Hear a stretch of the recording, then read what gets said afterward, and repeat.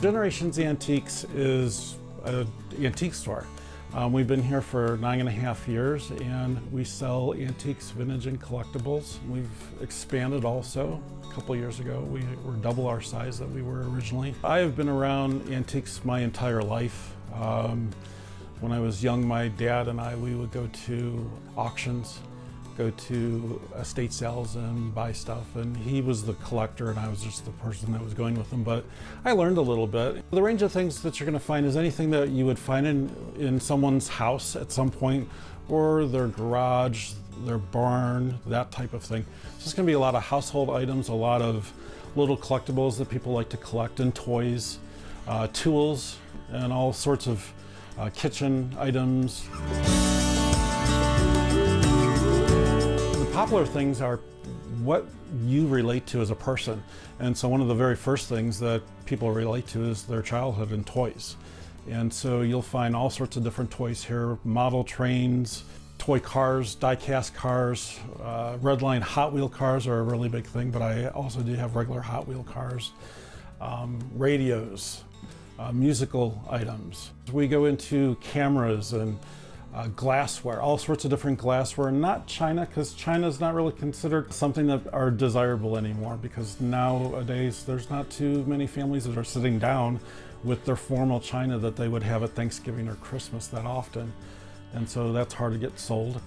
But glassware that is mostly colored glass, so amberina glass, red glass, blue glass, green glass, all sorts of different combinations, and sometimes it's fancy glass and sometimes it's just really plain glass. I sit here, I'm walking around and I hear people laughing and joking and saying, again, this is something that I remember my grandmother had, and then they talk about the story of it and that it might have broke or something like that, and here it is, you know, here's another piece and I want to buy that, or they just want to think about that, and maybe their child's with them and they tell that story to their child, so that child can sort of see that. And the younger kids, the younger 20s and 30s are coming in here, so that's the other nice thing. With us being around for 9.5 years at this point, we've had to adjust what we sell here, because if we do not adjust with the customers coming into the shop and what they're looking for, we won't be in business any longer. So we have to make sure that we're matching their needs. They're looking for knickknacks, some people call them tchotchkes, specific things that they would use within the household and that.